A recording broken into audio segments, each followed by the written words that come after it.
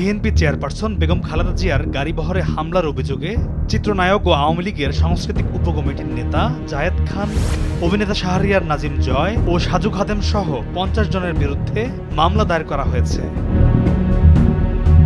২৫ August রবিবার ঢাকার metropolitan magistrate Zaki আল ফারাবির আদালতে মামলাটি দায়ের করেন ব্যান্ড শিল্পী আসিফ ইমাম।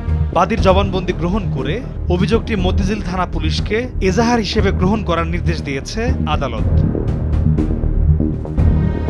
এছাড়াও মামলার উল্লেখযোগ্য আসামিরা হলেন শেখ সেলিম, শেখ হেলাল, সাবের হোসেন চৌধুরী, ফজলে নূর তাপস, মোফাজ্জল হোসেন চৌধুরী মায়া, নিক্সন চৌধুরী, সাইদ খোকন, হাসানুল হক ইনু, কর্নেল অবসরপ্রাপ্ত ফারুক খান, রাশেদ খান মেনন, কাজী সালাউদ্দিন এবং সাংবাদিক শাবান মাহমুদ সহ দলের উল্লেখযোগ্য বেশ কয়েকজন নেতাকর্মী।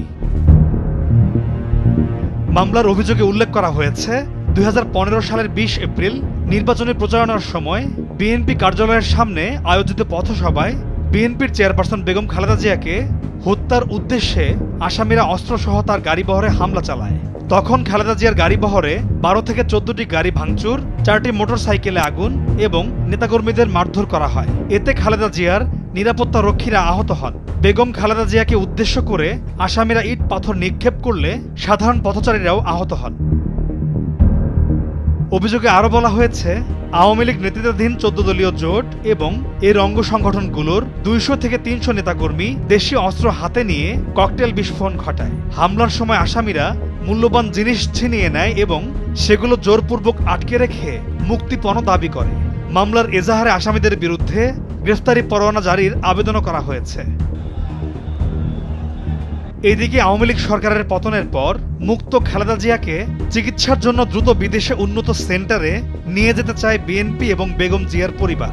এই লক্ষ্যে জোরে সোরে চলছে প্রস্তুতি। চিকিৎসার জন্য তাকে কোন দেশে নেওয়া হবে সেই ব্যাপারে সিদ্ধান্ত নিতে গেল বুধবার দলের নেতাকর্মীদের সঙ্গে বৈঠক করেন বেগম জিয়ার পরিবারের সদস্যরা।